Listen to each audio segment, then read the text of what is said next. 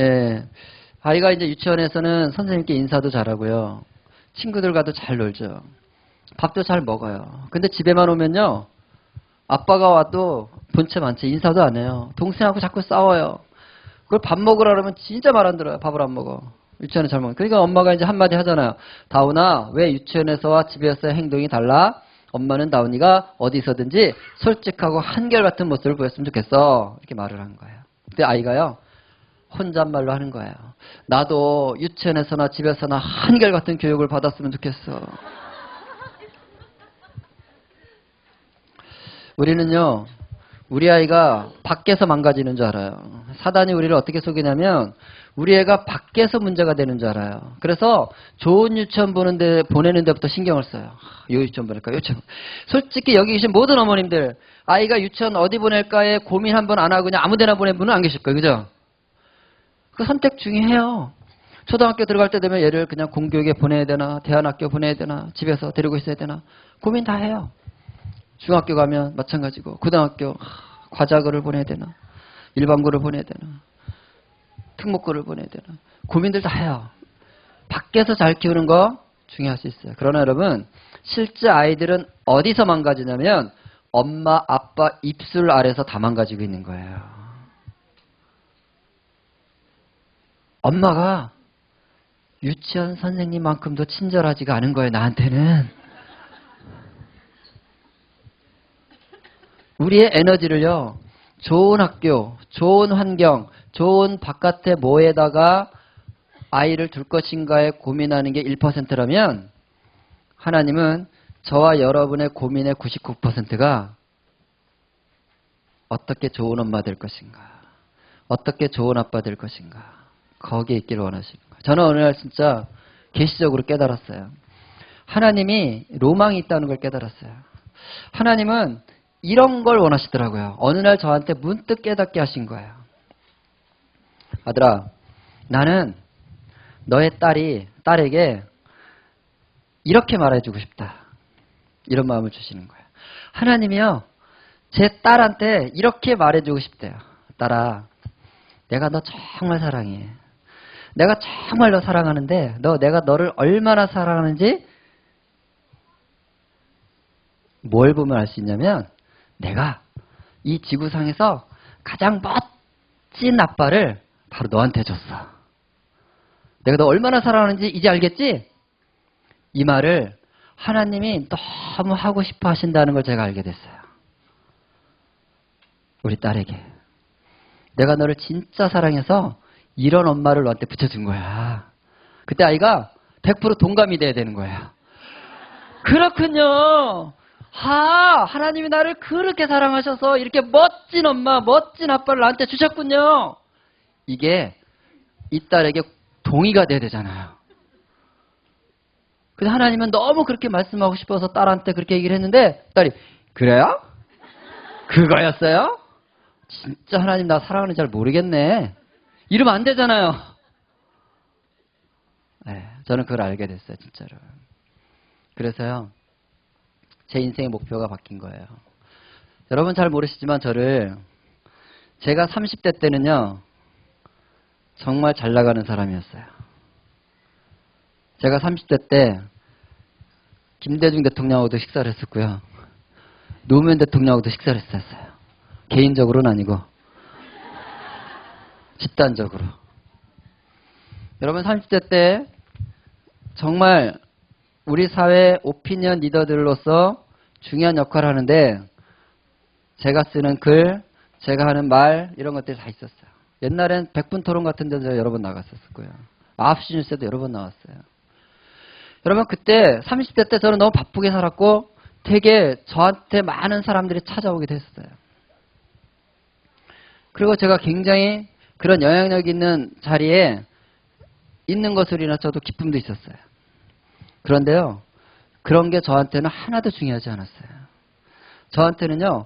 그런 사회적 지위가 높아지고 영향력이 생기는 것은 제 인생 성공과 별로 관계없다고 생각했어요. 제 인생 성공은요. 딱 두 가지예요. 저랑 평생을 같이 사는 제 아내가 당신은 이 세상의 최고의 남편이에요. 이 말을 제 아내 입으로 고백하게 하는 게 제 첫 번째 인생 성공의 기준이고요. 제 두 번째 기준은 제 아이가 아빠는 정말 나에게 최고의 아빠였어. 이렇게 말하는 소리를 듣는 것이 제 인생의 성공의 기준이었어요. 바뀌었어요. 그래서 많이 바쁘고 했어도 저는 그런 데 가치를 두지 않고 정말 제 아내와 아이에게 남편과 아빠 역할을 어떻게 할 것인가에 늘 제 마음에 초점이 있었어요. 근데 그것은 제가 그냥 하는 것이 아니라 하나님이 저에게 그걸 요구하고 원하고 그 아이에게 저를 그렇게 소개해 주기를 원한다는 사실을 알았기 때문에. 우리 아이가 중3 때 고등학교 이제 올라가는 그 시즌에 어디 가서 면접을 보고 왔어요. 면접관이 그러더래요. 네가 가장 존경하는 인물, 너의 멘토가 될 만한 인물을 말해봐라. 그러더래요. 그래서 우리 애가 좀 순진한 데가 있으니까 이렇게 대답을 했대요. 저는 우리 아빠를 가장 존경합니다. 뭐 유치원생이나 하는 대답이잖아요. 그런 말. 아빠가 제일 좋아요. 이런 말. 근데 중학교 3학년 사춘기 여자의 입에서 그런 말이 나왔으니 면접관이 좀 당황하는 것 같더래요. 아니 자기가 아는 인물, 이순신이라든가 간디라든가 뭐 이런 인물이 나와야 그 다음 질문을 하는데 갑자기 모르는 사람 얘기를 하니까 면접관이 묻더래요. 세상에 유명하고 세상에 존경스러운 인물이 많이 있는데 왜 너는 그런 인물들이 아니라 네 아빠라고 말을 하느냐 묻더래요. 우리 아이가 그렇게 얘기했다는데요. 네, 저도 세상에 존경스러운 인물이 많다는 것은 잘 알고 있습니다. 그런데 존경스럽게 말하는 사람들은 많지만 자기가 말한 대로 살아내는 사람들은 그렇게 많지 않다고 생각합니다. 저희 아빠는 말씀하신 대로 살아내시기 때문에 저는 아빠를 존경합니다. 뭐 이렇게 얘기했다는 거예요. 아이 감사합니다. 네. 제가 그랬어요. 잘했다. 결과는 떨어졌어요. 여러분, 하나님이 실제로 성경을 통해서 우리에게 뭘 원하시는지를 우리는 알아야 돼요. 하나님의 심장 안에는요, 많은 게 있지 않아요. 하나님의 심장 안에는 가정이라는 게 있어요. 가정. 여러분, 창세기 1장에 세상을 만드시고 사람을 만드시고 하나님은 아버지가 되시고 아담은 아들이 되어서 가족으로 사신 거예요. 그렇게 해서 에덴이 열린 거예요. 그리고 이제 마지막에 결론적으로 가면 마지막에 요한계시록 19장에 가면 새 하늘과 새 땅을 또 이제 새 에덴을 만드시는 거예요. 세상 역사는요, 그냥 무한궤도를 달리는 게 아니에요. 알파와 오메가. 하나님의 성품을 설명할 때 그런 말씀 들어보셨죠? 나는 알파와 오메가다. 시작과 끝이다. 처음과 나중이다. 이게 무슨 뜻이에요? 시작과 끝이 있는 하나님이시라는 거예요. 그 에덴에서 시작이 가족으로 시작됐다면 아담과 하와라는 가족으로 시작된 거죠. 저는 그렇게 얘기합니다. 하나님이 하와를 만들 때는 여자로 만들지 않았다는 거예요. 이건 신학적인 게 아니에요. 그냥 제 생각이에요. 막 그런 얘기를 들으시면서 저거 신학적으로 맞나 이런 생각은 굳이 안 하셔도 돼요. 그냥 제 생각이에요. 하나님은 하와를 여자로 만든 게 아니라 아내로 만들었다는 거예요. 여러분, 하나님의 하와를 아담을 통해서 취해서 갈비뼈를 만들어가지고 눈을 딱 떴을 때 그의 정체성은 여자가 아니에요. 너는 여자로 살다가 적당하게 때 되면 아담이라는 남자를 만나서 결혼해라. 이렇게 만든 게 아니라 하와는 운명적으로 눈을 떴더니 뭐였어요? 아내였어요. 창세기 2장에. 맞아요? 틀려요? 예, 무슨 얘기냐면 하나님은 하나님의 디자인 안에는 가정으로 디자인이 되어 있다는 뜻이에요. 가정이라는 거예요. 거기서부터 시작하셨고 마지막에 새 에덴이라고 할 수 있는 새 예루살렘, 이 새 하늘과 새 땅의 그 표현이 신랑 되신 예수 그리스도와 신부된 우리가 신랑과 신부의 혼인잔치로 끝이 나는 거예요. 또 처음과 나중이 가정인 거예요. 여러분, 이 가정은 너무 중요한 거예요. 제가 이제 얼마 전에 카톡으로 쭉 이렇게 어떤 메시지를 보내기 위해서 한 1,500명에게 이제 카톡을 보냈는데, 보내면서 보니까요, 카톡에 프로필 사진들 있잖아요. 카톡 속에 다음 세대가 있더라고요. 거의 대부분의 카톡 프로필에는 가족 사진이 있더군요. 자기는 없어도 자녀들이 있더군요. 그래서 많은 분들이 그 프로필 사진에다가 자녀들을 거기다 넣어놓더라고요. 그렇게 소중한 거예요. 그런데 실제 삶의 우선순위를 보면 그 가족에게 1순위를 못 가는 거예요. 근데 그건 사실은 마음이 없는 건 아닌데 우리가 부모로부터 그 온전한 가족을 우리가 경험하지 못했기 때문에 그게 잘 안 되는 거예요. 오늘 이제 그 얘기를 이제 할 건데요. 어쨌든 하나님은 가정을 중심으로 해서 세상을 만드시고 경영하시고 완성하시기를 원하신다. 여기에 대한 우리의 계시가 필요한 것입니다. 깨달음이 필요한 것입니다. 시편 78편에 보면 하나님은 가정을 통해서 끊임없이 당신의 성품과 당신의 하신 일들이 전해지기를 원했다는 것이 쭉 나와요. 부모가 자녀에게, 자녀가 그 자손에게. 교회 가서 목사님한테 설교 듣고 나를 깨달아라, 나를 배워라 이렇게 말씀하시지 않고 부모가 자녀에게 나를 전하고 그 자녀가 그 자녀에게 나를 전하고 그 자녀가 그 자녀에게 나를 전해라 이렇게 얘기하는 거예요. 회당을 만들어서 회당에 가서 예수님 배워라 이게 아니라 부모와 자녀가 그 자녀에 끊임없이 하나님을 전해주도록 그렇게 지금 말씀하시는 거죠. 뭐 6월절도 그래서 만든 거죠. 여러분 6월절 절기 아시죠? 이 6월절이라는 것을 왜 만드셨는가? 하나님이 6월절을 만든 목적은요. 이렇게 표현하고 있는 거예요. 너희가 가나안에 가서 6월절을 지키고 6월절 다음부터 7일 동안 무교절을 지키잖아요. 이 절기 동안에 뭘 하는 거냐면 그 무교병을 먹는 거예요. 그러니까 무교병은 이제 맛없는 빵을 먹는 거 쉽게 얘기해요. 밤마다 맛없는 빵을 먹고 있으면 자식들이 물어볼 거라는 거야. 아빠, 왜 이번 주에는 이렇게 맛없는 빵만 계속 먹어야 되나요? 물어볼 것이다. 그 물을 때마다 너는 말하라. 우리가 애굽 땅 종되었을 때 하나님께서 우리를 거기서 이끌어내서 이곳에서 와서 유일하신 하나님, 한 분이신 하나님을 사랑하고 예배하며 섬기라고 우리를 여기에 인도했다. 그분을 우리가 기리는 것이다. 라는 사실을 내 자녀에게 전해라. 그래서 6월절을 만들었다. 이렇게 말씀하시는 거예요. 하나님의 6월절이라는 절기를 굳이 만들어서 대대로 영원한 규례다 한 이유는 자식들에게 내가 어떻게 애굽에서부터 너희를 이끌어서 이곳에서 하나님을 섬기게 한 그 하나님 여호와인지를 네 입으로, 네라는 건 이제 아빠예요. 아빠 입으로 자식에게 말할 기회를 주기 위해서 매년 6월절을 지키겠다는 거예요. 목사님한테 의무를 준 게 아니라는 거예요, 여러분. 부모에게 그거 하라고. 여기 보면 여호수아에서 말씀이 더 안 나왔네. 네. 이거 그 얘기예요. 24절, 27절 읽어보시면 너희 자녀가 묻기를 이 예식의 뜻이 무엇이냐 하거든 너는 말하라 하면서 얘기하는 거예요. 그 얘기하라고. 그 다음에 이제 여호수아 4장에 보면 특이한 일이 나와요. 이렇게 요단강을 건너가잖아요. 요단강 건너는 건 아시죠? 요단강을 건너갈 때 하나님이 여호수아에게 뭘 명령하시냐면 12지파에서 한 사람씩을 선택해서 그 요단강 바닥에 있는 큰 돌들을 하나씩 취해서 어깨에 메고 가라 그래요. 그 이상한 짓을 시켜요.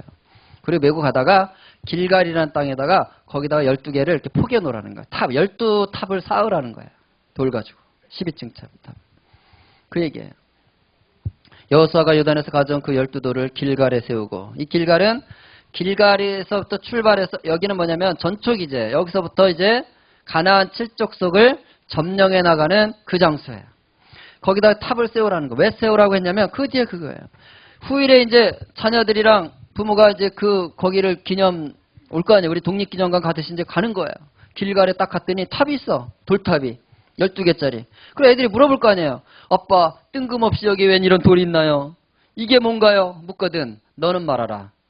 그때 얘기하라는 거야.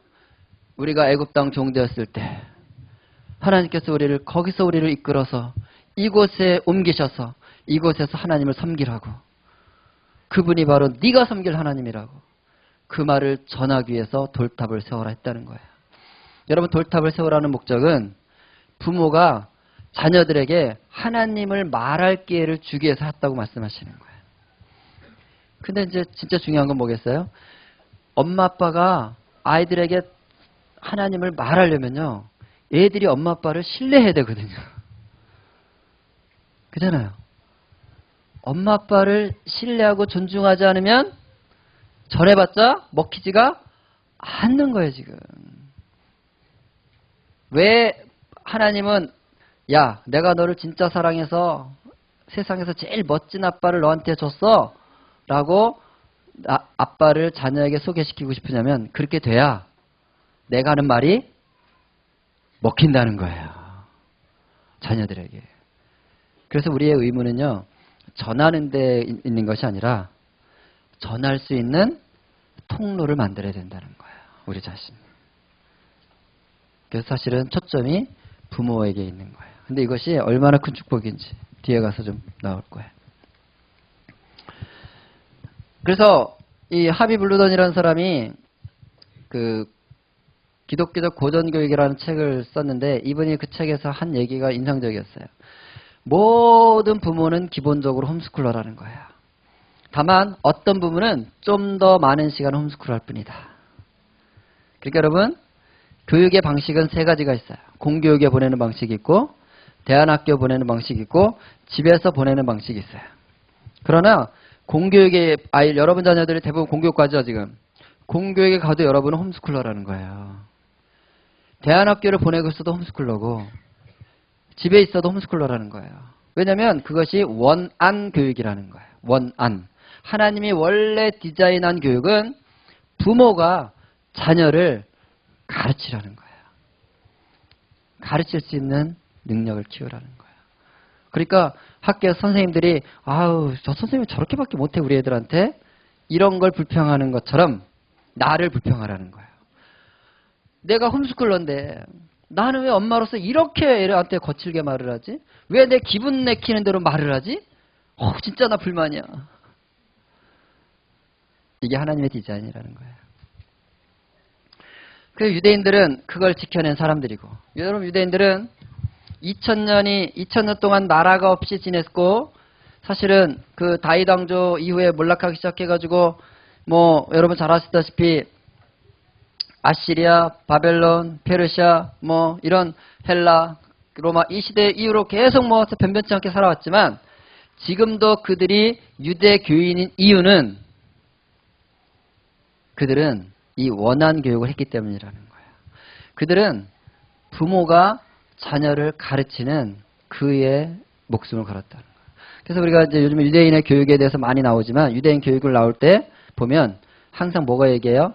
그들은 아빠가 늘 저녁에 가족과 시간을 보낸다. 왜 가족과 시간을 보내겠어요? 그래야 날 믿어주거든, 제가. 내 말을 들어주고. 그 시간을 확보한 거죠. 그리고 유대인들은요, 지금도요, 결혼하면 1년 동안 남자가 직장을 안 다닌다는 거예요, 아빠가. 좋겠죠, 우리 아빠분들. 1년 동안 일을 안 한다면, 결혼하면. 1년 동안 뭐 하냐면 성역 공부를 한다는 거예요. 회당에 나가서. 왜냐하면 자기가 앞으로 애를 낳으면 자녀를 유대교인을 만들어야 되기 때문에 1년 동안 다시 준비하는. 그러니까 아빠가 되는 가장 중요한 준비는 내 자식을 유대교인 만들 수 있는 준비하라는 거예요. 그 정도로. 그래서 로버트 하이들러라는 사람이 쓴 책을 제가 보니까 4가지를 얘기하는 거예요. 교회가 원래 초대교회는 유대인들의 교회였다는 거예요. 여러분, 예수님은 유대인이었을까요? 아니었을까요? 예수님은 유대인이었어요. 혹시 모르셨어요? 유대인이었어요.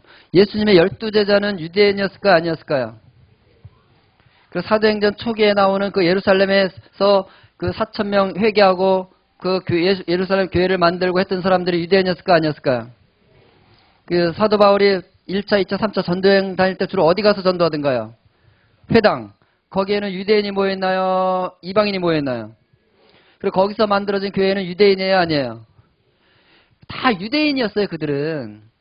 그런데 그들이 유대인으로서 초대교회를 만들어 갔을 때와 지금 우리의 교회 모습이 너무 달라진 거예요. 어느 순간에서 우리는 유대교적 뿌리를 다 잘라버리고 유대인들을 왼수처럼 생각하면서 기독교가 유대인의 전통을 버렸는데 네 가지를 버렸다고 이 사람이 얘기하는 거예요.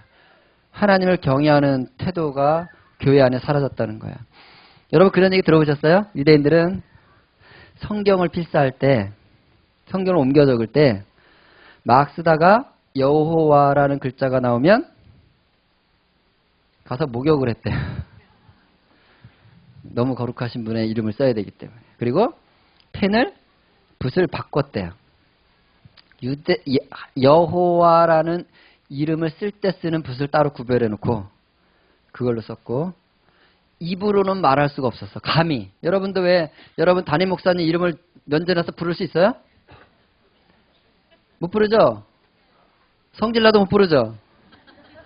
남편은 성질나면 이름 부를 수 있을까 없을까요? 얼마든지 부를 수 있지. 내가 너무 존경하면요 부를 수가 없는 거야 이름을. 그래서 유대인들은 하나님의 이름을 부를 수 없어서 여호와라는 글자는 이 철자는 있는데 어떻게 발음했는지를 잃어버렸어요. 지금 여러분 여호와라는 글자 히브리 문자는 여러분 아시다시피 자음만 있기 때문에 실제로 어떻게 발음을 조상들이 했는지 몰라요. 왜? 이걸 못해가지고 잃어버린 거예요. 그들은 그렇게 하나님을 경외했다는 거예요. 유대인들은. 그러니까 지금 우리가 유대인들에게 전도하기 힘든 이유 중에 하나가 뭐냐면 그들은 지금도 하나님을 그렇게 경외하는데 기독교인들이 보면 하나님을 우습게 하는 기독교인들이 너무 많다는 거예요. 그들이 보기에는 저들이 우리한테 예수 믿고 뭐 하나님과 관계를 회복하라 그러는데 내가 보면 우리의 발끝만큼도 하나님을 경외하는 마음이 없는 거야. 이 기독교인들이, 유대인이 보면. 그거 얘기하는 거예요. 여러분 굉장히 도전이 들어요. 저는 정말 도전을 많이 해요. 저 책 보면서 진짜 내가 하나님을 그렇게 경외하는가. 하나님은 만물의 의견을 받지 않는다고 했는데. 두 번째는 말씀에 대한 히브리적 태도. 그들은 말씀을 너무 소중히 여기는데 그래서 정말 미간에 붙이고 가슴팍에 새기고 암송하고 그래서 모세오경을 통째로 암송할 정도로. 그런데 우리는 사실 말씀 별로 소중하게 생각 안 하죠. 그래서 세 번째가 이거예요. 가정에 대한 유대교적 관계. 유대교인들은 기본적으로 가정을 중심으로 삶과 신앙을 만들어가는 것이 그들의 2000년 문화 속에 형성되어 있는 것은 토라를 그들이 삶으로 살아내기 때문에 가능한 거예요. 근데 우리는 교회는 막 팽창하고 교회는 많아지고 기독교는 번창하는 것 같지만 가정이 다 지금 무너지고 있다는 거예요. 다 가정이 힘든 거예요. 이혼 안 했을 뿐이지 이혼한 것이랑 상관없이 사는 가정들이 교회 안에 너무 많은 거예요. 무슨 얘기냐면 사실 우리는 하나님과의 관계나 말씀 안에서의 관계가 너무 취약하다는 뜻이에요. 정말 우리가 하나님을 경외하고 말씀대로 살아낸다면 사실 우리는 가정이 정말 튼튼할 수밖에 없는데 그 부분을 우리가 너무 소홀히 하기 때문에 가정의 기초가 약하고 그러다 보니까 지금 너무나 많은 아이들이 다른 세대가 돼가고 있는 거죠. 이 기초 속에, 하약한 기초 속에. 뭐 그런 얘기를 했어요. 다 얘기할 수는 없고. 자, 이제